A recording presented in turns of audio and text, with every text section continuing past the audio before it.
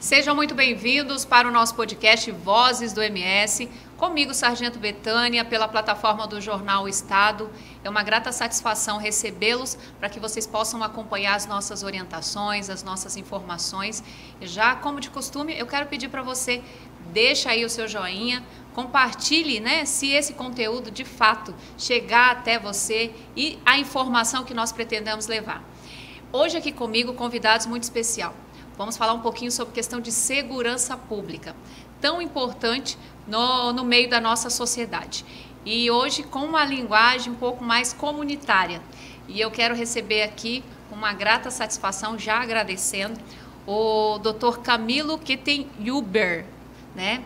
Cavalheiro, que é o delegado titular da 6ª Delegacia de Polícia Civil, que é da região do Lagoa. E muito obrigada, doutor, pela sua presença aqui conosco. É sempre um prazer.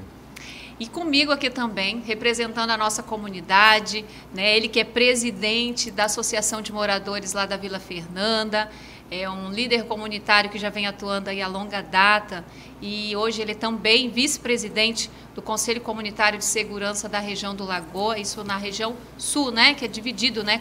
Isso. O Carlos Alberto Romero. Seja muito bem-vindo. Satisfação poder estar por aqui e encontrar o Dr. Camilo, que vem fazendo um grande trabalho na nossa região. Bom, iniciando nosso diálogo aqui, eu já fico muito feliz em recebê-los. Fico muito feliz porque eu vejo essa junção, né? Eu vejo aqui a representatividade da comunidade, vejo aqui o poder público sendo representado pelo Dr. Camilo, né, que faz esse trabalho junto à Polícia Judiciária, e vendo essa junção dos senhores, né? Me permito chamar de vocês. Sim. Também. Vejo essa junção, eu vejo como isso é importante, né? E hoje o nosso papel também aqui, no nosso podcast Vozes do MS, é poder, além de levar a informação, poder compartilhar o que está acontecendo nas nossas regiões, não só aqui de Campo Grande, mas do nosso estado, mas é também ter alguns momentos de reflexão.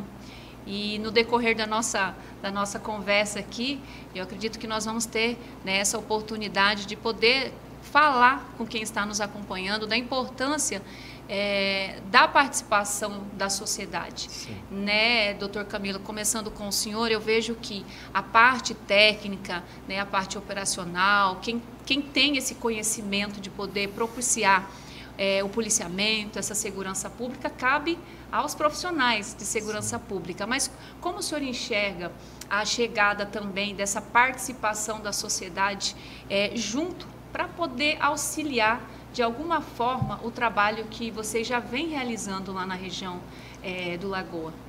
Bom, primeiramente, bom dia, Sargento Betânia. Queria agradecer, em nome do delegado-geral da Polícia Civil, Dr. Roberto Gurgel, pelo convite para que nós possamos estar aqui conversando e trazendo informações relevantes e importantes para a nossa comunidade. Em nome também do nosso delegado-geral, quero cumprimentar toda a Polícia Civil, demais forças de segurança pública, cumprimentar a minha equipe da 6ª Delegacia, que todos os dias está lá ombreando, acreditando naquilo que eu me proponho a fazer pelo melhor, pela nossa comunidade. Cumprimentar também, quebrando um pouco a formalidade, os mais de 20 milhões de torcedores do São Paulo Futebol Clube, que ontem se sagrou campeão mais uma vez da Supercopa, né? Cumprimentar o Carlos, um importantíssimo líder comunitário da região do Lagoa. E o Carlos também é São Paulino ou não? Santista. Ah, cara. Grande parceiro, o Carlos vem desempenhando um trabalho juntamente com a esposa, com a Eva, um trabalho excepcional, né? Tanto no lado social, que nós temos tido o privilégio de participar, ações no Dia das Crianças, Páscoa, no Natal. Então isso tem sido muito importante, né, para gerar uma maior aproximação da comunidade com as forças de segurança. E demais ações que o Carlos luta, nós acompanhamos diariamente a luta incessante do Carlos, da sua esposa, para trazer melhorias, para trazer estrutura ali para aquela comunidade que tanto precisa. Então é um prazer imenso estar aqui. E acerca da importância, eu costumo dizer, a informação ela é a nossa principal matéria-prima. Sim. Então, as forças de segurança, nós da Polícia Judiciária, nós precisamos da informação. E quem tem a informação? É a comunidade, é a população, né? É o vizinho, essas pessoas que têm a informação. Então, essas pessoas, nós costumamos dizer, elas desempenham um papel extremamente relevante, trazendo para nós, para as demais forças de segurança, a informação para que nós possamos trabalhá-la, para que nós possamos dar início efetivamente na investigação, né? Isso aí, na verdade, acredito que já tem uma década, foi criada, né, o Instituto da Polícia Comunitária, que justamente ele traz isso, né, muito desempenhada pela própria Polícia Militar, que gera uma aproximação das forças de segurança com a comunidade. Então, eu costumo dizer, a polícia não está de um lado e a população do outro lado. A polícia está ao lado da população, né? E juntos caminhando para que nós possamos ter uma sociedade mais próspera, com menos violência, com mais paz, né? E com mais desenvolvimento. Isso é muito salutar e todos saem ganhando com isso, né? Sim. Ganha aqueles que estão ali na linha de frente, que justamente têm a sua missão constitucional de levar, né, essa segurança para a sociedade, mas ganha também a população, que com certeza ali vai ter um trabalho de maior qualidade e também vai ter a possibilidade de ter, assim, as suas necessidades atendidas, né? Sim. Talvez até de maneira mais séria, ter um contato mais direto. E Carlos, já há quanto tempo que você já está nesse trabalho, né, junto à comunidade, esse trabalho do Conselho Comunitário de Segurança, na sua região? Que eu vejo que hoje, Vila Fernanda, para a gente que lida com segurança pública, eu sei que essa região que pega principalmente aquele fundão ali, né, São Conrado, como chama aquela outra lá? Celina Jalade, Caiobá. São regiões que a gente sabe que apresenta algumas particularidades bem assim acentuadas com relação à criminalidade. E vendo você com essa parte desse trabalho social, o que você acha que traz de benefício esse trabalho social que você e a sua sociedade, a sua comunidade vem ao longo desse tempo traz de benefício não só ali para a comunidade, mas auxiliar também as forças de segurança pública? Sargento Betânia, bom dia mais uma vez, bom dia, doutor Camilo. Olha, nós estamos aí hoje, desde 2017, já à frente da Associação de Moradores, e no Conselho de Segurança tem praticamente um ano que a gente está fazendo parte aí, trabalhando junto com o seu João Romero, que é o presidente lá do nosso conselho.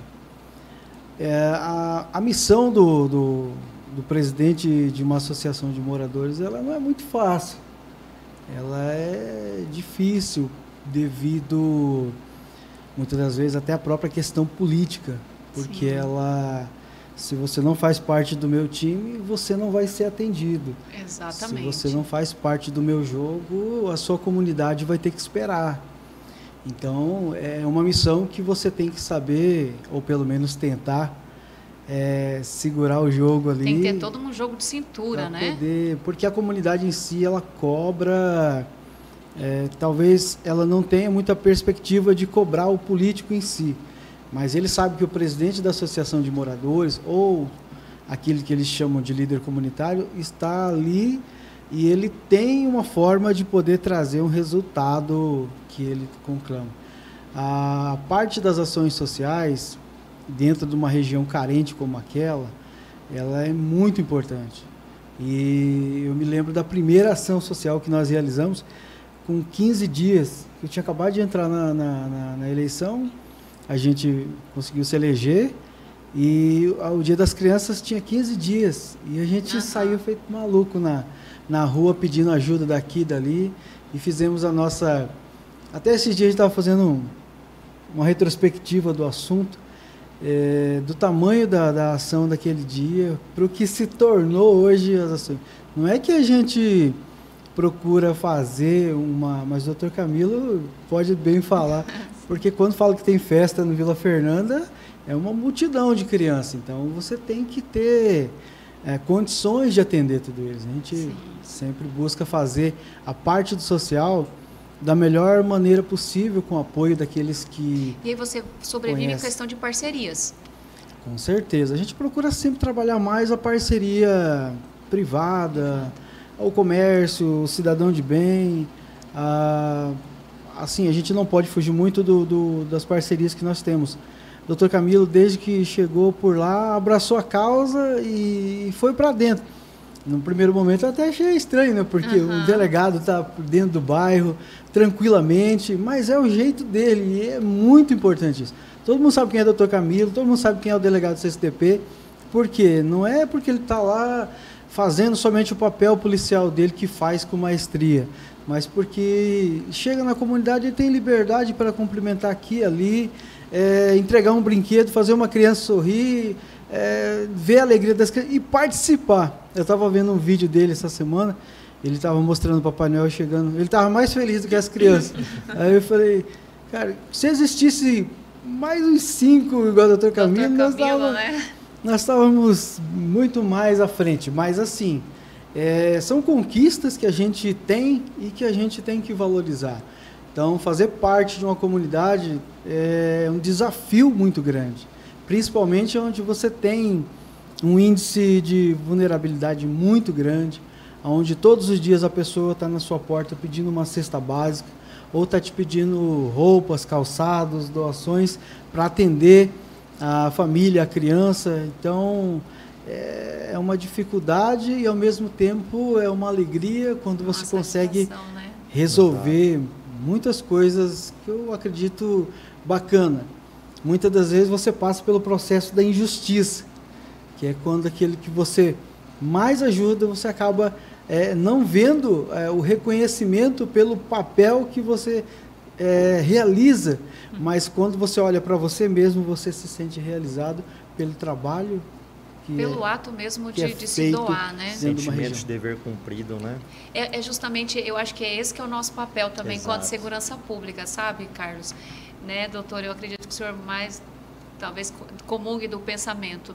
Nós, todos os dias, também lidamos muito com isso. E muitas vezes não somos bem compreendidos, né? Exato. As pessoas acabam que não tendo, por N motivos, um entendimento de uma ação, muitas vezes, bem efetiva, tanto da Polícia Militar, da Guarda Municipal ou da Polícia Civil. E talvez, Carlos, muitas vezes é por desconhecimento, né? Por falta dessa orientação, dessa conscientização, não é, doutor? E é interessante que isso já vem desde embrionário, né? Explico. O que acontece? Inconscientemente, muitas das vezes os pais incutem na cabeça dos seus filhos que a polícia é inimiga. Então, quantas vezes nós já não ouvimos: olha, meu filho, se você desobedecer o papai e a mamãe, eu vou chamar a polícia para vir te prender. Então, isso na cabeça da criança já começa a criar um estigma de que a polícia não é amiga dela. Sim. A polícia vai vir prendê-la, né? Então, tudo isso influencia e cria uma barreira, né, entre a polícia e as pessoas, as crianças. Então, forma uma concepção totalmente travestida, né, na verdade, totalmente modificada. Então, o nosso desafio por meio dessas ações sociais é justamente isso, né, ir quebrando esses estigmas que são criados, muitas vezes até inconscientemente, mas para mostrar que a polícia está ali para ajudar as pessoas, né? A polícia está ali para salvar vidas, está ali para proteger o patrimônio daquela pessoa. Exato. Que a pessoa às vezes compra um televisor, parcela em 12 vezes, talvez aquele televisor seja o bem mais valioso e importante que ela tem na casa dela. Exato. E de repente ela se depara com uma casa arrombada. E já que o senhor falou nesse assunto, porque que eu venho notando muito? Que nesses últimos meses, sim, que a gente tem recebido muitas reclamações, principalmente o que mais está afligindo a nossa comunidade campograndense, que chega muita coisa para mim também, só que muitas vezes eu falo, pessoal, eu não consigo, por mais que a gente esteja, né, tendo essa oportunidade de fala aqui, por mais que a gente está na segurança pública, mas são situações que fogem da nossa competência de atuação diária, né, de gestão, por você não ter, o senhor sabe muito bem do que eu estou falando, que cada instituição, ela tem um grau de responsabilidade, ela vai até um determinado limite. E muitas vezes foge isso, né? As pessoas muitas vezes não entendem isso. Mas o que chega muito é a questão hoje, o que mais aflige, questão de crimes, é o furto, né? É o furto. Hoje a gente... É o nosso calcanhar de Aquiles. Exatamente, foi o que o senhor acabou de falar. As pessoas saem para trabalhar já com o coração na mão. Exato. Porque ela não sabe, quando ela voltar, como ela vai encontrar a residência dela, ou se ela vai encontrar os pertences, ou tudo revirado. E aí aquilo que ela comprou com tanto sacrifício, está pagando em suaves prestações, infelizmente veio lá o marginal e levou. Exatamente. E já nisso, né, abordando com o senhor acha que a questão das drogas... Né? Eu falo porque a gente também nota que Campo Grande hoje, infelizmente, há uma população, né, de usuários dependentes químicos muito crescente. Antes era algo que você falava pontual em determinadas regiões. Hoje isso já é de maneira muito mais, né, diversificada em várias regiões. E por isso que eu falo muito sobre a questão da prevenção e o combate às drogas. Por quê? Porque onde tem a droga... desencadeia a questão dos diversos crimes, não? Sim. Minha voz está ruim. E o senhor acha que essa questão também da droga é o principal, né, mola propulsora para os diversos tipos de cometimentos, tanto de crimes, de delitos? Sim, eu acredito que sim.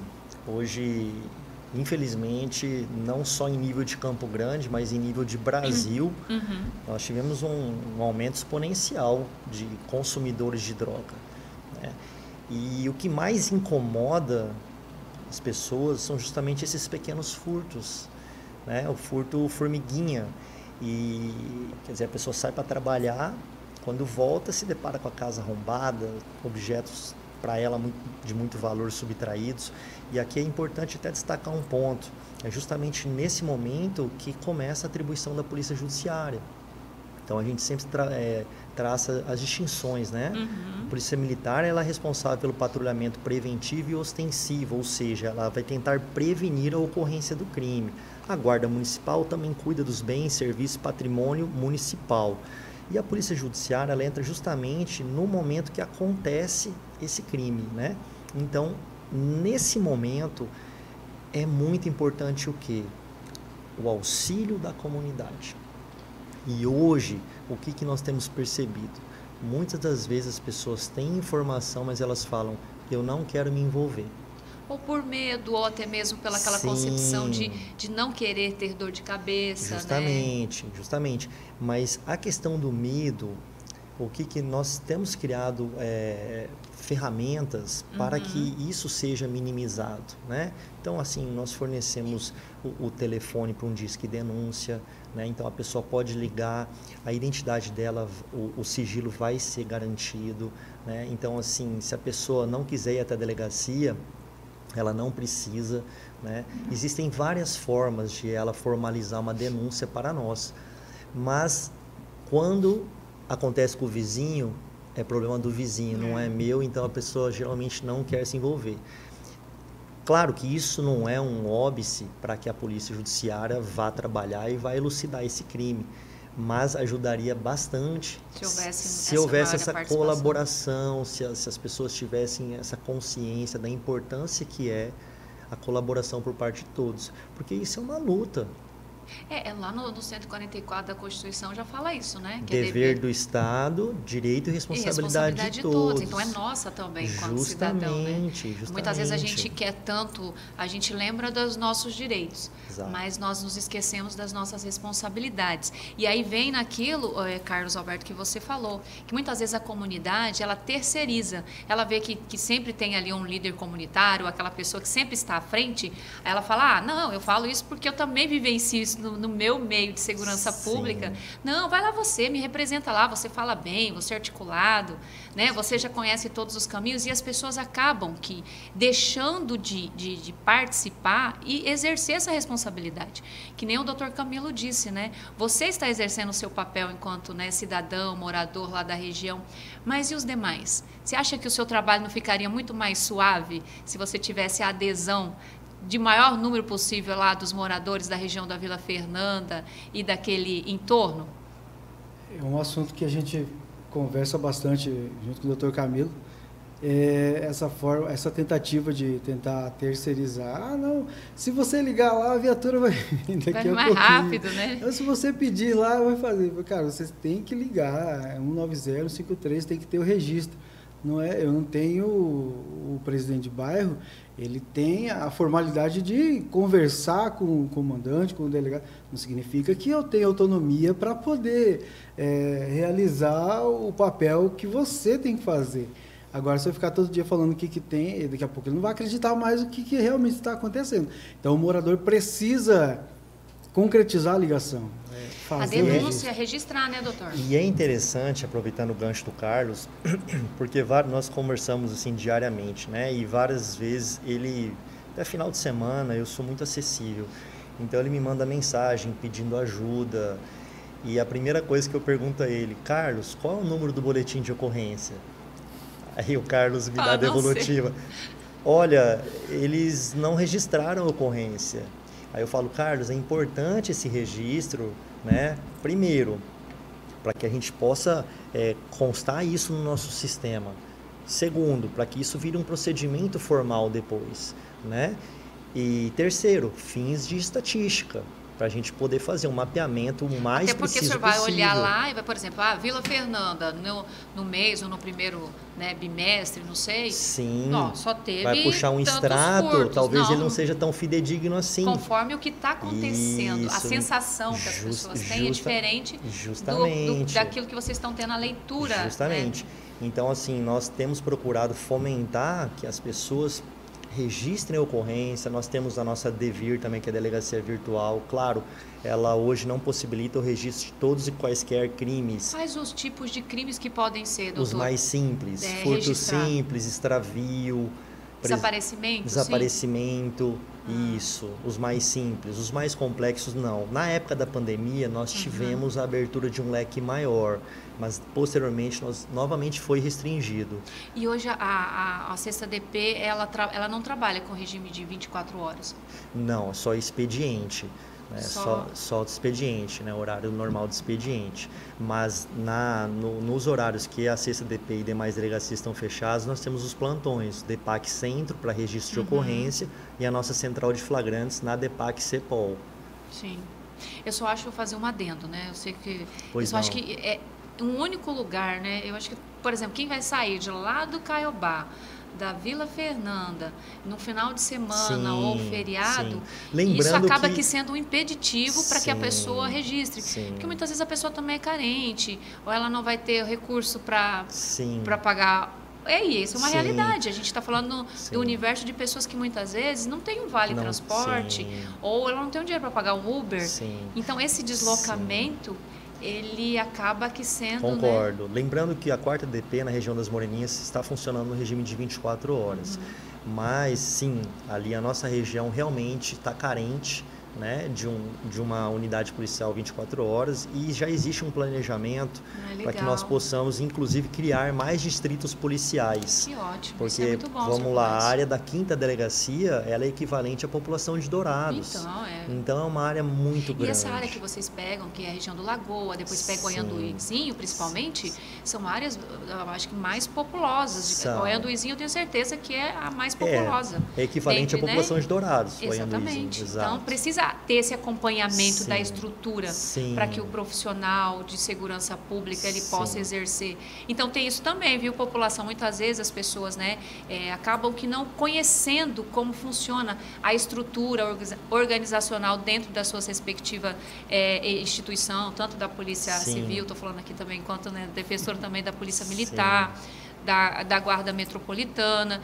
E essa participação, Carlos Alberto, né, e para vocês que nos acompanham, quando a população ela começa a se enganjar, ela começa a estar conhecendo como funciona toda essa estrutura, pode ter certeza que vai facilitar não só para vocês, mas para nós, porque vocês acabam sendo uma força também para nos ajudar para que essas reivindicações tão importantes que você, enquanto sociedade, vai ser o maior beneficiado, isso possa se concretizar, como isso que o doutor Camilo falou, que é essa questão do estudo para que possa ter outros distritos policiais. Já está em andamento, né? A criação de mais 2 distritos policiais. para que a gente possa fazer divisão diária, diminuir as áreas e também criar mais plantão 24 horas, ou seja, um distrito policial que possa atender também 24 horas. Hoje nós temos as duas DEPACs, CEPOL, que é a Central de Flagrantes, DEPAC Centro, e a Delegacia da Moreninhas, né? A 4ª DP lá também funciona em regime de 24 horas. Mas realmente a nossa região ali, ela carece de uma unidade 24 horas, mas eu tenho convicção que nós conseguiremos fazer isso. E o senhor acha que esse impedimento que até então de não ter essas unidades 24 horas ou qualquer outra unidade, esbarra no quê? Na parte orçamentária ou na parte de efetivo? Olha, eu acho que um pouquinho de cada, né? A questão de gestão orçamentária já não cabe a mim já entrar nessa seara, né? E teria que ser mais questão do governo do estado para analisar essa parte. Agora, claro, quando você cria uma nova unidade policial, você precisa de gente para poder botar em funcionamento. Então aí já entra a questão do efetivo, né? Então assim, eu acho que uma coisa anda junto com a outra. Eu perguntei porque hoje o nosso principal, né, o nosso calcanhar de Aquiles, eu acredito que de vocês não deva ser diferente na Polícia Militar, é a questão desse déficit de efetivo, Sim. né? Mato Grosso do Sul vem aumentando a sua população, a sua estrutura, pensa assim em rota bioceânica e chegada de gente, circulação Sim. e movimentação, mas esse investimento na questão humana, no profissional, para poder dar esse suporte para essa população que tanto precisa, acho que a gente precisa ter esse olhar mais acentuado. E isso falando também enquanto cidadã, né? Porque nós, né, doutor, somos frutos dessa sociedade. Com certeza. Né? E o cidadão que paga o seu imposto, que não é pouco, ele quer ter um retorno, né? Um mínimo de retorno. Seja na área da educação, na área da segurança, na área da saúde, e a reivindicação é legítima. Exato. E Carlos Alberto, mudando um pouquinho, falando dessa questão de distrito policial, hoje lá na região, né, especificamente, né, foi inaugurada, né, uma base, isso, da Guarda Metropolitana. Fala um pouquinho para a gente. Você participou hoje desse evento ou não? Você teve acesso? Como que foi a divulgação lá junto à comunidade? A questão da base da Guarda Civil Metropolitana, ela já vem aí desde o final do ano passado. Mas voltando um pouquinho mais para trás, é um sonho da comunidade em si ter uma estrutura policial, uma base policial instalada. Isso já tem muito tempo, né? Já, o pessoal tem esse anseio, tem uma visão de que isso é necessário para poder se instalar uma lotérica, trazer um pouquinho mais de segurança para a população. Então a gente embarcou nessa questão de buscar a base da guarda para lá. Até no final do ano houve algumas situações que movimentaram a nossa região, e aqui vale ressaltar o brilhante trabalho do Dr. Camilo, que com essa tranquilidade toda dele resolveu situações que assim parecia difícil de se resolver. O Dr. Camilo colocou a equipe em campo junto com demais forças e todo mundo teve que responder pelos atos aí. E isso é muito importante. Cada um se assumiu o seu papel, né? Sim. Nossa, nós conseguiríamos caminhar. E nesse contexto todo aí, a gente tem buscado muito caminhar na construção da instalação de um posto policial, de efetivo para a Polícia Civil, que além dos seus atendimentos, ainda precisa de uma intervenção do Estado. Para quê? Para colocar mais policiais, para trazer, focar um pouquinho no quantitativo populacional da região Lagoa e o quanto de policial nós temos hoje para fazer investigação, para poder fazer esse trabalho de campo e trazer resposta para a comunidade. A comunidade cobra do presidente do bairro, que também cobra o delegado de polícia. Porque se roubou a televisão dele, ele quer saber que o doutor Camilo acha a televisão dele. Quem roubou. Sim, e quem fez isso aí. Então são situações que hoje a gente conseguiu receber a presença, a base móvel da Guarda Civil Metropolitana, que não é bem aquilo que almejávamos. Então ela é móvel, ela não é permanente? Ainda não. Hoje nós temos estrutura, e o doutor Camilo também conhece um pouquinho da nossa estrutura, de poder fazer uma adequação e instalar um núcleo de base, um PB, ou mais que coloque alguma coisa para dentro. Mas você falando isso aí, eu falo porque, né, isso em 2000, por volta de... Porque eu cheguei, você falando de polícia comunitária, eu trabalhei muito tempo na Secretaria de Segurança, foi quando começou os conselhos comunitários de segurança, ajudei também nessa formação. Legal, Antes, era o único conselho, era o Lagoa, não era ainda essa divisão. Nós criamos, né, era o CCS Lagoa. E era bem meados de 2005, mais ou menos, foi aquele boom da questão da polícia comunitária aqui no estado. Sim. E foi quando nós conseguimos trazer justamente as bases móveis. Essa filosofia foi muito assim, aplicada naquele Sim. momento. Eu acho que tivemos um ganho excepcional. Com certeza. Contudo, infelizmente, né, o senhor sabe que muda gestões, Sim. acaba que pessoas que estão à frente, uma tem uma concepção, e isso acho que foi o impeditivo, porque não teve uma continuidade. E essa, falando, estou fazendo toda essa, né, essa explanação só para dizer que, por exemplo, se bem empregada uma base dessa móvel, se realmente ela for empregada para aquela região e para aquela localidade, talvez o alcance até seja maior do que uma base fixa, desde que ela tenha, de fato, uma empregabilidade correspondente ali. Por quê? Porque ela consegue atingir um maior número de sensação de segurança ou até mesmo de ações que uma base talvez fixa ali, permanente, não conseguiria. Agora, o que vocês vão ter que acompanhar é se realmente ela vai continuar ali, se ela não vai ser remanejada para outros lugares. Por quê? Porque ela consegue, num dia, ela pode atuar ali, digamos, em 3, 4 pontos. Mediante acionamento, né? E é interessante ações, que gera resultado, né? Exatamente. Ali eu sou prova viva disso, porque todos os dias durante o meu retorno para minha casa, eu passo na antiga rodoviária. E ali, há pouco tempo, era tomado por usuários, moradores de rua ali, e o pessoal consumindo droga ali 24 horas. E depois da colocação de uma base móvel da guarda ali, acabaram os usuários daquela região. Agora, eu não sei para onde que eles migraram. Com certeza... Que é uma migração do crime, né, doutor? Exato. Com certeza eles migraram para algum outro local e está gerando incômodo para alguém. Mas naquele ponto não tem mais. Resolveu. Exato. E até eu queria te perguntar, Carlos, hoje a população do Lagoa já chega a 200 mil ou ainda não?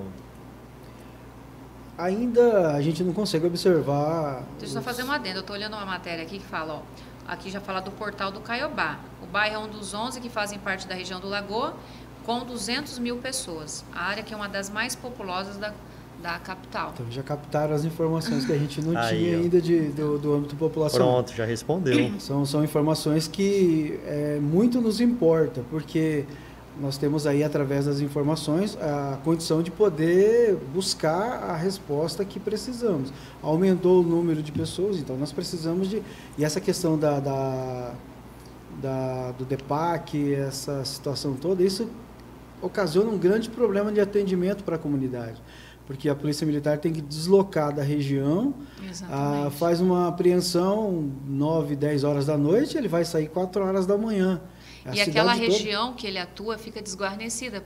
Sim, porque fica ele desguarnecida. Tem que fazer esse deslocamento. Aí você escuta o morador reclamar, mas nós não temos polícia, não temos viatura. Não, nós temos viatura, nós temos polícia, mas essa questão aí de atravessar toda a cidade de uma ponta para outra e desguarnecer o ponto... E quando chega lá no plantão...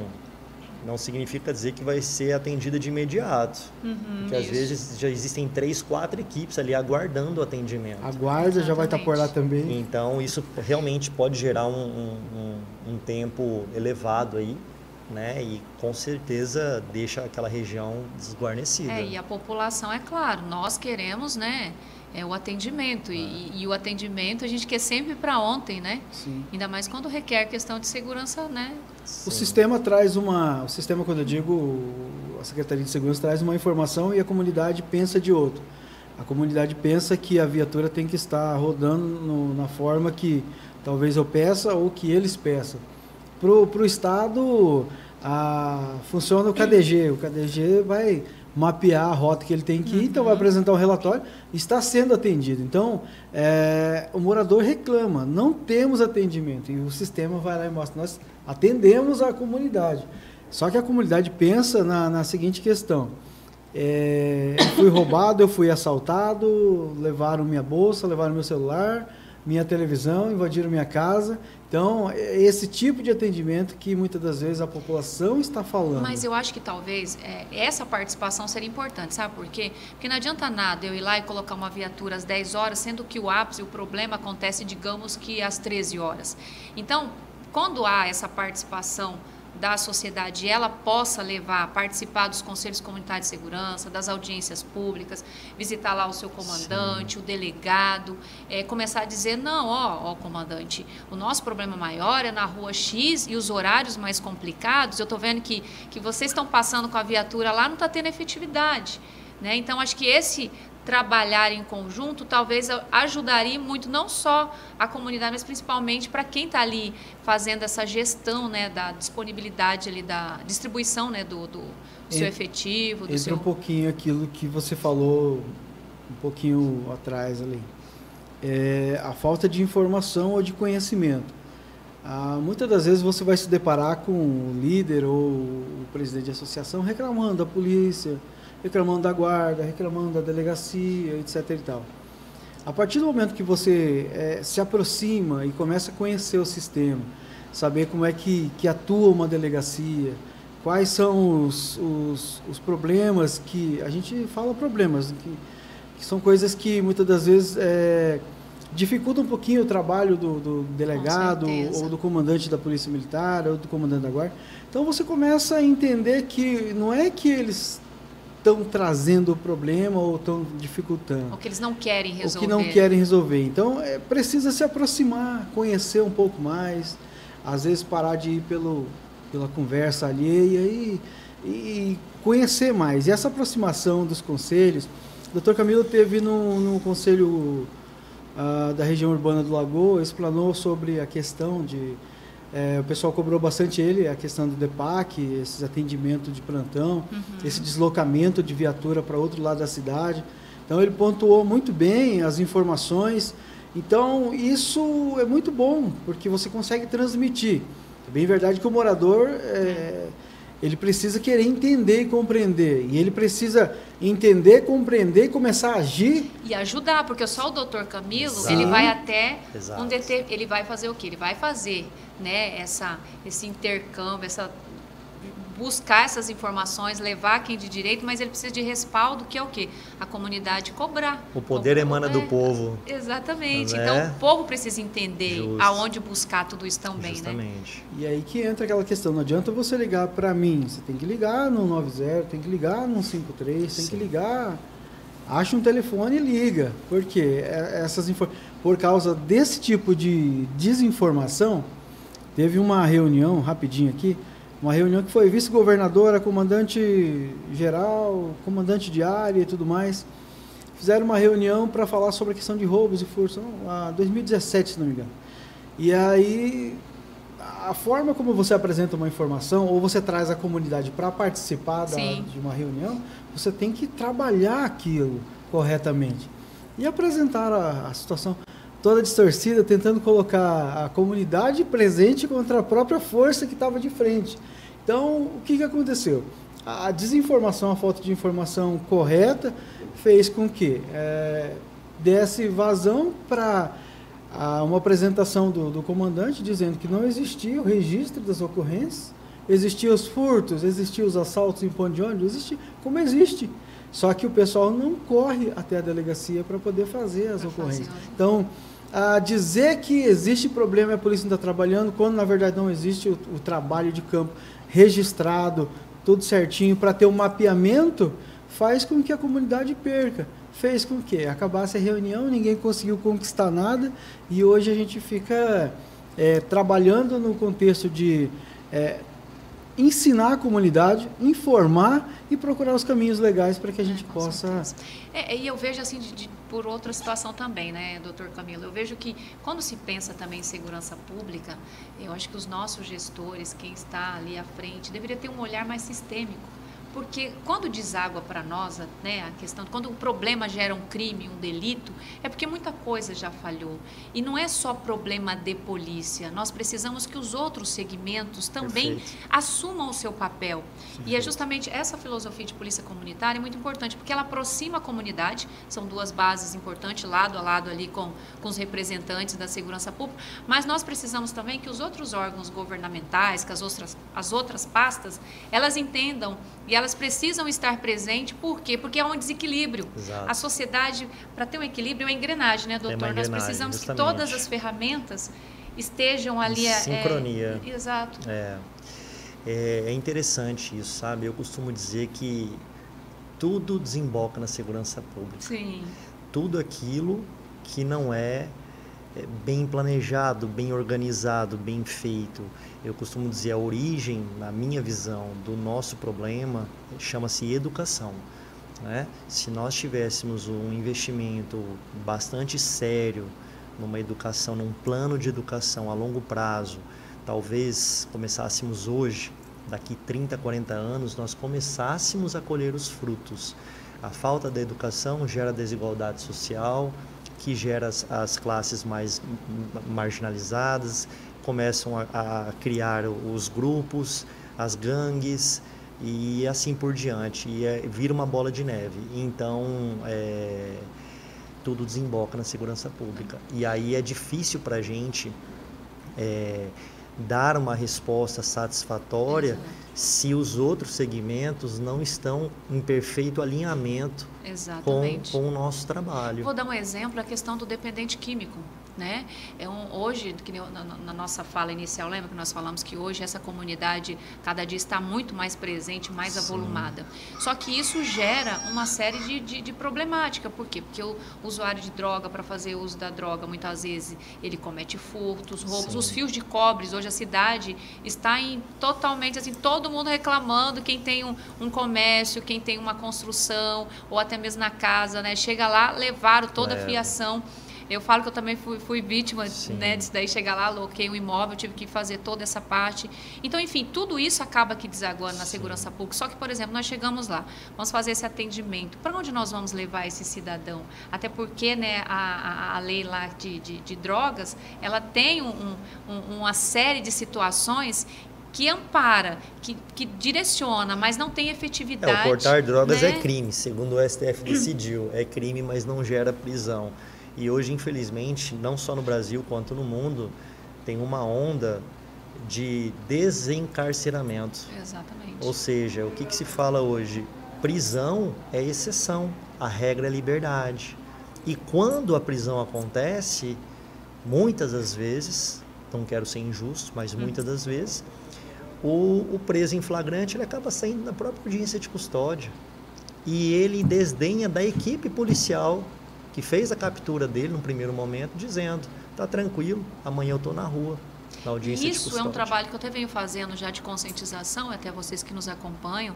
Isso gera aquela sensação e aquela de impunidade. Exatamente. E até mesmo a certeza da impunidade faz com que crie a reincidência. Exatamente. Porque quando eu tenho a convicção que o que eu fiz, eu sei que é errado, mas que eu posso ser, né, vão passar a mão na minha cabeça, que eu não vou ser responsabilizado, a probabilidade de eu cometer novamente é grande. Gigantesca. E aí quando nós pegamos esse indivíduo, né, doutor, ele já está ali com 10, 20 passagens. Sem dúvida. E então, mostra ali que não está tendo efetividade esse desencarceramento. E a sociedade está clamando por nós, que estamos na ponta. Sim. Só que o nosso papel nós fazemos, mas nós não conseguimos suprir o outro lado. Outra questão do Estatuto da Criança e do Adolescente.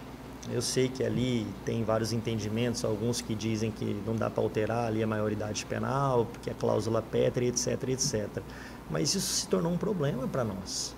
Porque hoje o tráfico de drogas se utiliza muito dos menores de idade, como mula, que na verdade de menor não tem nada, porque você vai ver um moleque de 15 anos, tamanho de um homem aí, um baita de um homem, que você não fala que é menor de idade, entendeu? Esperto pra caramba, sabe o que é certo, sabe o que é errado. Exatamente. E voltado para a prática criminosa. E aí o traficante, aliciador, chega para ele e fala, não, vai lá, faz, se te pegar não vai dar nada. Você não vai preso, não vai dar nada. Se você for preso, você sai rapidinho. o que você tem muito mais a ganhar do que a perder. E aí, como que ele vai querer conseguir as benéficas financeiras E aí- trabalhando? Ele vai querer... E aí eu não ganhar estou me crime. referindo tão somente ao tráfico de drogas. Homicídio, latrocínio, pô, tiram vidas. Doutor, o senhor acompanhou essa semana, acho que foi anteontem, se não me engano, Chapadão do Sul. Aprenderam, né, um menor lá que tinha 50 passagens, né? Pois é. Então, você imagina, ele, acho que se não me engano, não sei se ele tinha 17, 12, eu não me lembro agora 17. a idade, 17. Quando eu li aquilo lá, eu falei, não acredito, 50 Pois é. registros, passagens pela polícia. Então, tá errado, gente. É como se o ECA fosse uma carta verde para ele, ó, vai, faça, porque as consequências são menores, os benefícios são maiores. Então, acho que isso tem que ser revisto, né? Enquanto nós tivermos esses diplomas, na minha visão, ultrapassados, Sim. a gente não vai conseguir equiparar as armas. Fica difícil para a gente. E como atuar num universo tão desigual para quem está operando a segurança dúvida. pública, né? Até porque o Carlos, Alberto, vocês que nos acompanham, a sociedade ela quer uma resposta. E nós Justamente. temos também um compromisso de dar uma resposta. Só que a gente Justamente. esbarra em dificuldades, em normatizações. Hoje o sistema criminal nosso Pois é. está, me desculpa, mas antiquado. totalmente... Veja, o Dilapidado. Brasil, infelizmente, a legislação é uma mãe Sim, pro criminoso. Porque o criminoso comete crime, ele cumpre X da pena, 1/3, 1/6, 2/5, 3/5, a depender do tipo, da natureza do crime que ele comete, ele progride. De Ele regime. sai do fechado, ele vai para o semiaberto. doutor, eu estava verificando, o criminoso, ele nunca pega o tempo máximo de Sim. prisão que ele foi condenado. Sim. Isso é muito raro no Brasil, alguém cumprir a totalidade da sua Justamente. pena, não cumpre. Então, o que eu defendo? Por exemplo, crime de roubo, a pena de 4 a 10 anos, né? Hoje, o roubo simples, 4 a 10. Mas vamos supor, a pessoa foi condenada 4 anos, ou 5, ou 10, ela vai cumprir integralmente fechado. Sem essa progressão, Não né? tem progressão. Ah, você foi condenada a quanto? A 6 anos, você vai ficar 6 anos fechado. Ao homicídio, você foi condenada a quanto? A 30 anos, você vai ficar 30 anos fechado. Você não vai progredir de regime. E outra coisa, você vai trabalhar para pagar o seu alimento que você vai comer lá dentro. Você vai prestar serviço para pagar as suas despesas dentro do presídio. E não ficar Então, aplicando golpe aqui fora ainda. então a gente, justamente, entrando no gancho dos golpes, os estelionatos, é um absurdo. Nós tivemos... vergonhoso. Eu falo para o senhor que eu sinto assim, tem hora que envergonhado quando alguém da sociedade vem nos reclamar, falar que foi vítima de um criminoso dentro de um sistema prisional. 70% hoje dos registros de ocorrência que nós temos na unidade dizem respeito ao estelionato. Sim. O que eu estabeleci de estratégia? Nós criamos cartilhas, né? Eu montei uma força-tarefa para criar uma cartilha com os principais golpes para orientar a comunidade. Olha, quando acontecer isso, ó, você tem que fazer assim, assim, assado. Isso aqui é golpe, cuidado. Mas como que eu vou disseminar isso em forma impressa? É inviável. Então, o que eu fiz? Eu Sim. criei um canal de Instagram, uma rede social da 6ª Delegacia. Legal. Pode deixar aí até o endereço, né? 6dpcg@pc.ms.gov.br, Instagram. Instagram. Isso. Então, o que acontece? Lá, semanalmente ou quinzenalmente, além das notícias do nosso trabalho, Sim. que nós veiculamos naquele canal, nós também inserimos várias dicas de golpes para que as pessoas não caiam. Se Então é precaver, importante, né? eu acho que é uma forma que a gente tem de criar uma aproximação com a comunidade, que hoje em dia Com praticamente certeza. todo mundo tem um smartphone, está conectado numa rede social, então a pessoa tem tudo na palma da mão dela, né? Então, E como que eu posso dizer, essas evidências que a gente vê, né, esse desequilíbrio nas nossas leis criminais mesmo. A sociedade, a maioria está alheia a tudo isso, doutor.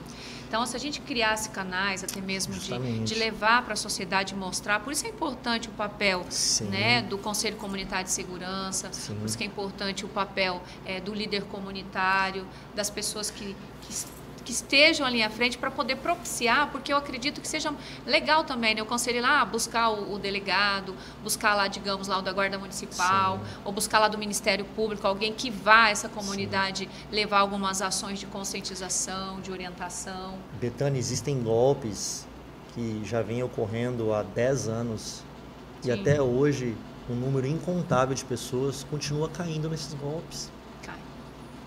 Não, eu vejo esses dias uma senhorinha, ela foi vítima 2 vezes, porque eles ligam, nesse caso, passam por filho, e ela pensa, sim, que e ele foi lá, fez o Pix, e aí depois? São verdadeiras organizações criminosas, a gente. De dentro dos tanto presídios, de dentro, né, do presídio, quanto de fora. O que o criminoso entendeu?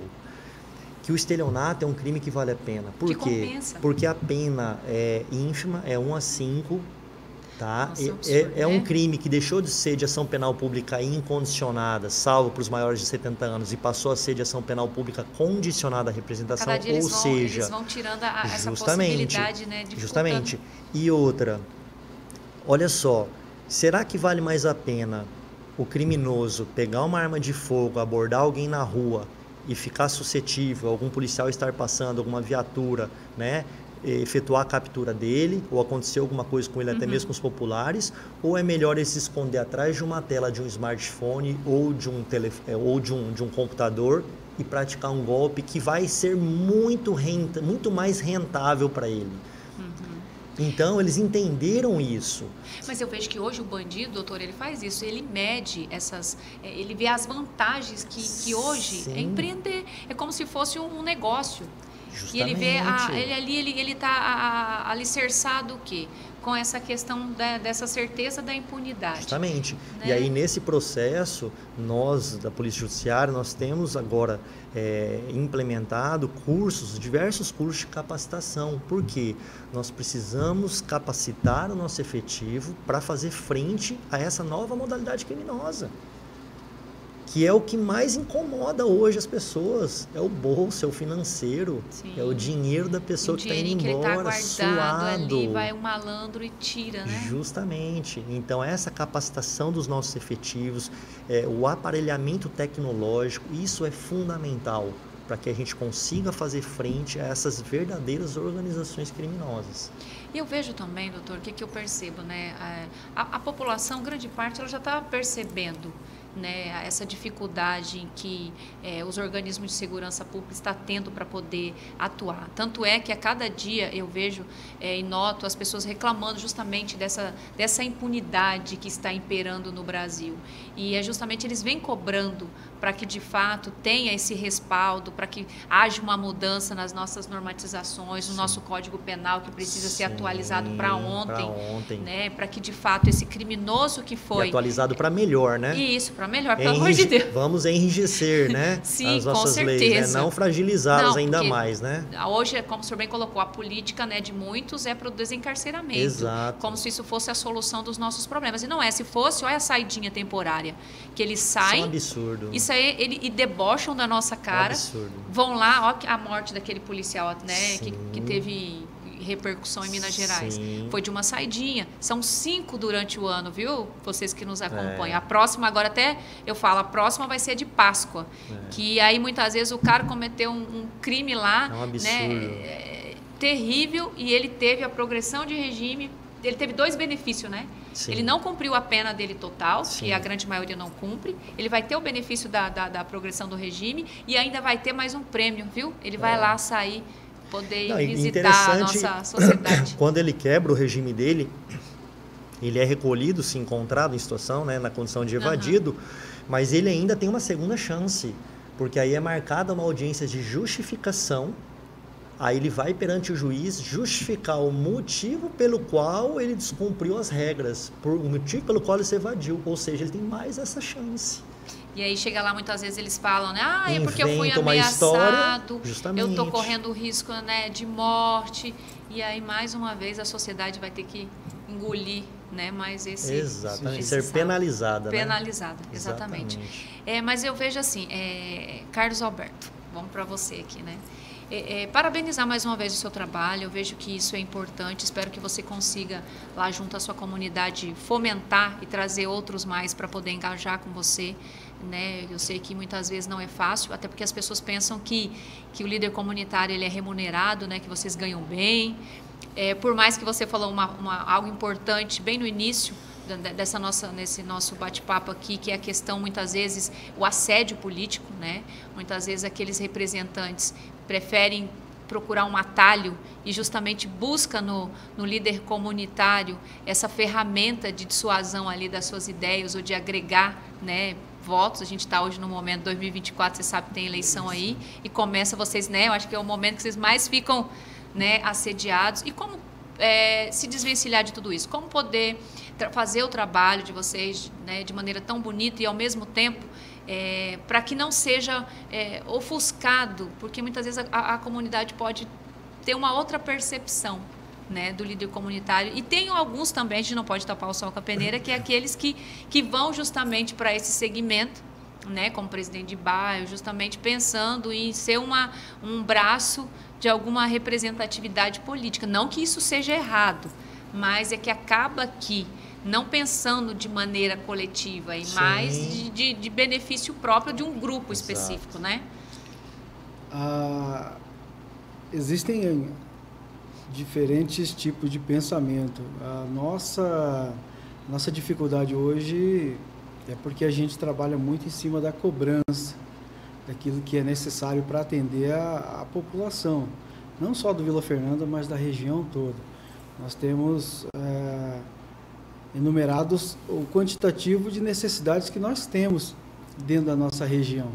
Politicamente, existe uma fala que diz que político não gosta de presidente de bairro, porque presidente de bairro não é muito confiável. Não é que não é confiável.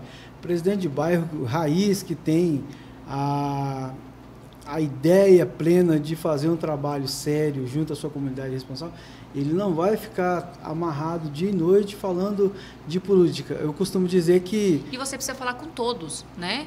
Precisa construir, tipo, hoje nós temos a base da Guarda Civil Metropolitana, mas a gente não caminha lado a lado com a gestão, como também não caminha com ninguém. Nosso papel é com a comunidade. E vocês precisam ter independência, né? Então, nós trabalhamos desse formato. Então, eu costumo dizer que eu não fico o dia inteiro balangando bandeirinha para ninguém. Se atendeu bem, se não atendeu, a gente vai cobrar do mesmo jeito. Então, nós temos uma responsabilidade. Eu acredito que isso é muito importante. Eles vão te reconhecer por aquilo que você luta, pela bandeira que você carrega, ou a bandeira do partidarismo, ou a bandeira da sua comunidade, da busca dos direitos.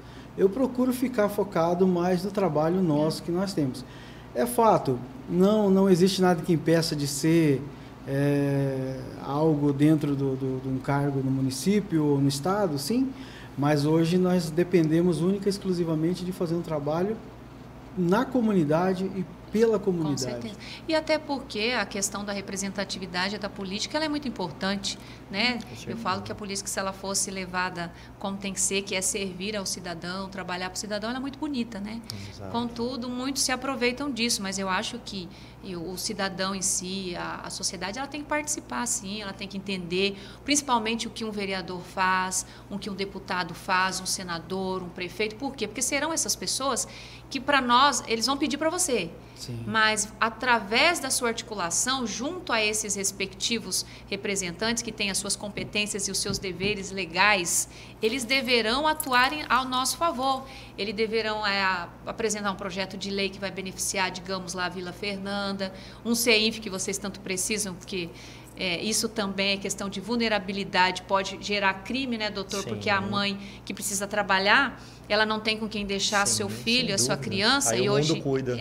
E você sabe que a gente tem muitos casos de abuso, né, exploração sexual no nosso estado. Tráfico de pessoas. E justamente por conta ao que contribui também essa vulnerabilidade que essa criança, que esse adolescente se encontra. E aí vem o representante que precisa atuar também nisso. E aí cumpre o papel, que não é só para nós polícia. Sim, né? Exatamente. Então a gente precisa dividir também esse fardo, essa responsabilidade. Sem dúvida nenhuma. Uma fala sua um pouco atrás é sobre a questão de de políticas públicas que a gente tanto fala na região do Grande Caiobá. O delegado de polícia conhece a nossa região de uma forma bem mais humana. O Grande Caiobá hoje, que a gente chama Grande Caiobá, o Portal Caiobá com 11 parcelamentos, ele carece de políticas públicas na área da saúde. Nós precisaríamos hoje, pelo distanciamento, a condição que nós temos de um UPA, nós precisaríamos hoje de investimento para poder retomar a obra da escola. Enfim, a prefeita citou que a obra vai ser retomada a licitação ainda esse mês. Nós temos fechamentos de salas de aula. Isso que eu te perguntar, a distância que essas crianças precisam percorrer para ir para a escola, porque fecharam, né, algumas unidades, né?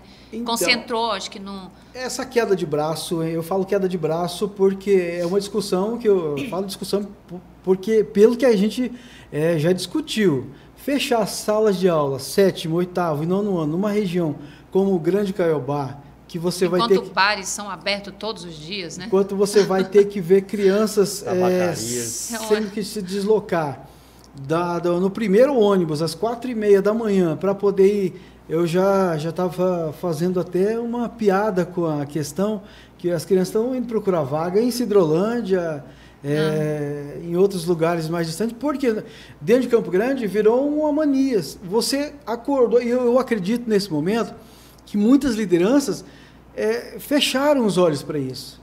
Porque a partir do momento que você fecha a sala de aula no Antônio Lopes Lins, no outro dia você fecha a sala de aula no Maria Tereza, no outro dia você fecha a sala de aula no Batistão, no Tijuca, alguma coisa está errada. E o Estado não está abrindo essa oportunidade. Então, existe alguma coisa que a gente procura sempre debater o assunto, mas que todos estão correndo aí desse papel. E o Grande Caiobá, não é porque nós gostamos apenas de trabalhar contra ou falar isso, falar aquilo. Não, o Grande Caiobá, realmente, ele ficou esquecido. Nós temos uma preocupação agora muito grande, que nós temos uma área muito grande dentro do Celina Jalad. Eu acredito que o senhor conheça lá. Já existe um projeto para construir apartamentos, vários apartamentos, colocar inúmeras famílias ali. Agora eu pergunto... E a parte estrutural, de segurança, de saúde? Aonde que foi preparado um levantamento técnico, um estudo de viabilidade, para entender ou compreender a realidade da região para fazer isso? Hoje o que se tem e o que vai trazer ainda para aquela região, né? Nós temos uma precariedade em tudo, nós temos uma deficiência em tudo. Quando nós falamos de política, esse ano é o ano que muitas vezes você se depara com as pessoas querendo fazer política, mas uma política de muitas coisas que eles não conhecem. Precisa conhecer a realidade. Não sou contra o pessoal ir fazer política. Sou a favor da boa política, onde se discute uma real necessidade, não apenas valorização de voto. A gente fica chateado quando você trabalha numa estrutura de campanha, politicamente falando, valorizando ideias como a escola estadual que nós precisamos para a região, e quando passa a eleição você não consegue mais falar com você quem... não tem acesso, né, àquela pessoa, eles não deixam mais você passar para falar com quem gostaria de fazer o projeto. Então a gente começa de novo a ter que construir uma nova estrutura política, alguém que tenha o bom senso, o caráter para poder fazer esse caminho e poder enxergar que o Grande Caiobá, a gente não precisa só colocar a polícia dia e noite lá. A gente gostaria sim, e tem isso. Só que ela não vai suprir, porque, como nós falamos, né, doutor? Sim. Nós precisamos ter uma visão sistêmica, nós precisamos que cada um exerça o seu papel, né? Hoje nós trabalhamos com a oportunidade de colocar doutor Camilo, a gente vai entregar brinquedo, a gente vai fazer isso, vai fazer aquilo, chama a polícia militar, vamos fazer isso, vamos fazer aquilo. São parcerias que a gente trabalha para poder trazer as polícias para dentro da região, mas no sentido mais social, no sentido de valorizar o trabalho da polícia e o trabalho comunitário, e trazer um pouquinho essa aproximação das crianças, como falou o doutor Camilo, para a criança não enxergar a polícia, ela só vai... Um dia como inimiga, né? Nós estávamos entregando como brinquedo, Exato. entregando ovos de Páscoa, encostamos com a viatura da PM, Aí o gurizinho gritou lá do portão, ó, meu pai não está aqui, não. A gente porque, querendo ou não, infelizmente, muitas vezes a polícia ela acaba chegando em momentos, né, devido a série de situações, uma família desestruturada. Sim. Por isso que eu falo que tem que ter uma visão sistêmica, porque daí entra políticas públicas, ações que possam trabalhar nas escolas, com as crianças, com as famílias. Hoje você vê as nossas jovens cada vez mais cedo, né, tem a questão da gravidez precoce, uma sexualização muito antecipada, e isso acaba gerando o quê? Relacionamentos conturbados, que gera questão de violência doméstica, questão de abuso, crianças que não têm onde ficar e ficam expostas, lá vocês não têm uma praça para que essas crianças brinquem. Eu falo porque assim, eu me lembro, isso tem já uns 8 anos, um relato de uma mãe lá no Celina Jalad, ela conversando comigo chorando. E ela pegou e falou assim para mim, ela me chamou e falou assim, Sargento Betânia, olha só, tá vendo ali na frente da minha casa, ali uma boca? Eu preciso todos os dias ir trabalhar. Eu não sei o que eu faço, porque eu fico com o coração na mão, porque eu tenho que deixar os meus filhos aqui e eles vêm aqui chamar os meus filhos. A todo momento eles vêm aqui chamar para ir para lá, tentando aliciar os meus filhos, e eu preciso trabalhar e eu não tenho com quem deixar. Então a probabilidade dessa criança, né, de um futuro ceder essas situações é muito grande. Aí entra o poder público, que infelizmente é aquela outra parcela, né, doutor? Aí entra aquela parte, né, Betânia, que você muito bem pontuou, né? A consciência política. As pessoas precisam se interessar mais pela política. Elas têm que parar de vender o voto por um tanque de combustível, por uma cesta básica, e chegar e chamar o candidato e falar: qual é o teu plano de governo? Ah, é reeleição? O que você fez durante o seu mandato? Quais as leis que você As pessoas precisam ser mais questionadoras. Isso sim, já começou a acontecer, mas a gente está num processo, né? Hoje as redes sociais ajudaram muito isso, porque hoje quando você tem uma pauta aí de votação na Assembleia ou na Câmara dos Vereadores, de um assunto polêmico, sensível, quando sai o resultado, primeira coisa eles já divulgam. Olha, os que votaram contra, esse, lembrem nas próximas eleições. Enfim, e então isso começou a mudar. As redes sociais hoje são uma ferramenta poderosíssima na mão da população. Com certeza. Mas o que eu vejo, a forma de nós mudarmos as coisas, como o Carlos pontuou, essas questões das ações sociais, planejamento, isso a gente só vai conseguir politicamente. Sim. Não tem outra alternativa que não seja política. E até o orçamento para que tudo isso se concretize passa pelas mãos. Tudo passa pela política. Pela política. E quem elege essas pessoas, esses políticos, somos nós, o povo, que é o titular do poder. Então o povo tem que ter cada vez mais consciência do voto. E quem ele está votando. Em quem ele está votando. E ele tem que votar justamente com aquele que ele identifica que vai, de alguma forma, congregar e aplicar o que ele defende para a sua região. E se esse político que ele votou, se ele não corresponder às expectativas, esse político não pode ganhar mais o voto dele. Esse político tem que sentir. Ele tem que ser tirado da zona de conforto. Tirado da zona de conforto, justamente. Fez. Legal, então vou te dar mais uma oportunidade. Até no Rio Grande do Sul, salvo engano, um estado que me parece que eles não reelegem nenhum governador. Eles dão um mandato só. Em Santa Catarina também, eles estão... Eu acompanho muito lá, eu vejo como que tem um desenvolvimento político ali, a população, né? Isso, exatamente.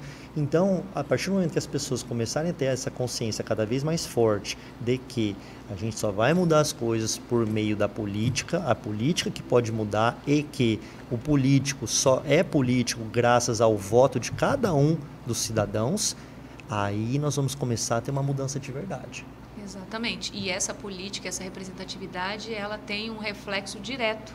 Com certeza. Em todos os segmentos. E como nós estamos falando de segurança pública, não é diferente na segurança pública. Sem dúvida. Até mesmo para que possa concretizar, né, tudo isso que o Dr. Camilo nos pontuou aqui, falando dos distritos policiais. Sim. Isso também muitas vezes requer até mesmo, né, uma mobilização com política de quem, né, está ali à frente, podendo fazer com que de fato isso venha a acontecer.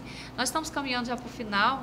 Eu gostei muito da nosso bate-papo, que bom que, né, eu gostaria de falar mais sobre isso. Quem sabe podemos marcar um outro momento, doutor Camilo, para a gente poder falar principalmente sobre essa questão. Hoje eu venho fazendo um trabalho muito sobre a questão de audiência de custódia, Acho que o senhor tem Sim. um conhecimento muito mais do que eu aprofundado. Eu nem não tenho formação em direito, Sim. mas gosto muito, lido muito com pessoas, então eu tenho esse olhar mais do lado das comunidades e como uma que está lá na ponta de segurança pública. Sim. Então, acho que a gente poderia falar um pouco mais para as pessoas entenderem o que isso vem acarretando de prejuízo para nós enquanto cidadão. Né? Que essa impunidade está tendo consequências danosas hoje, os reflexos, né? Então, acho que se o senhor topar no próximo momento, a gente... Com certeza, estou à disposição. Vamos nos falando. E eu acho que, assim, aproveitando um gancho, nós sabemos que as nossas leis são bastante antigas, só que eu acho que o principal de tudo, nós precisamos ter uma mudança de mentalidade. Eu acho que tudo passa pela mentalidade. E cultural, né, doutor? Exatamente. Enquanto nós não promovermos essa transformação cultural, nós não estaremos habilitados até mesmo para poder receber algumas, né, até mesmo informações. Exato. Ou até mesmo começar a usufruir, né, do tamanho do desenvolvimento. Então, assim, quero agradecer mais uma vez. Se quiser deixar uma fala final, Carlos Alberto, muito obrigado, porque foi você que fez essa interlocução com o Dr. Camilo. E valorizar mais uma vez o seu trabalho, que você continue junto lá à sua comunidade da Vila Fernanda, no que precisar aqui do nosso espaço de fala, né? Hoje as vozes que irão ecoar será, né, a sua, do Dr. Camilo. Espero que possamos chegar nos diversos lares e que as pessoas possam sentir realmente tocadas e principalmente lá da sua região, representada por você. A gente só vem agradecer mais uma vez a oportunidade, isso é muito importante. Principalmente poder sentar do lado do Dr. Camilo, que é um grande apoiador do nosso trabalho, está sempre junto, conhece as nossas realidades, as nossas dificuldades e sempre está dando uma boa palavra. Às vezes a gente manda uma mensagem: ô doutor, quero isso, quero aquilo. Não, vamos com calma, vamos fazer assim, vamos fazer assado. E a gente precisa, talvez, dessa fala mais tranquila pelo turbilhão que às vezes a gente vive dentro da comunidade. A gente ouvindo uma palavra de quem entende ou compreende, você acaba mudando um pouco a forma de agir, de pensar, de falar, enxergar por um outro ângulo e crescer um pouquinho mais no movimento comunitário. Eu agradeço a oportunidade e que mais oportunidades como essa aconteçam. Com certeza, se depender do nosso espaço aqui, com certeza essa voz será dada, né? E a gente passa muitas vezes a respeitar quando a gente conhece, né? E aí eu quero convidar você, viu, que nos acompanha, conheça como funciona a segurança do seu município, vá lá visitar uma delegacia, veja um espaço, fale com o delegado, com o seu comandante, tanto da Guarda Civil Metropolitana, ou até mesmo da Polícia Militar, do Corpo de Bombeiros. Procure entender o papel de cada um desses dentro desse cenário da segurança pública, né, que hoje é o nosso tema específico, quais os reflexos quando não se tem, né, a parte estrutural, quando faltam mecanismos, né, de atuação. Muitas vezes, na maioria das vezes, vocês podem ter certeza que não é por falta de comprometimento desses homens e mulheres, exato, mas é porque, infelizmente, como nós conversamos aqui, não funciona essa visão sistêmica e acaba aqui desaguando só para a polícia. Exato. E nós precisamos que a sociedade entenda que o papel, né, desses homens e mulheres, né, está sendo feito, mas nós precisamos também da contrapartida, que é de você, cidadão, se engajar, participar, entender, e também do poder público, né, seus diversos segmentos que possam ombrear conosco, porque a luta ela não é fácil, mas se nós conseguirmos trabalhar lado a lado, unidos, nessa grande corrente do bem integrado, né, doutor Camilo, quero, antes de fechar, no interior a gente consegue sentir, trabalhar mais essa integração. Exato. Eu falo porque eu vejo os meninos com a Polícia Civil ali em Jaraguari, Bandeirantes, sim, Corguinho, Rochedo, né? Os meninos da situação, vamos comigo ali, eu preciso cumprir um mandado de busca e apreensão. Não, eu estou com um preso aqui, preciso que você dê esse apoio.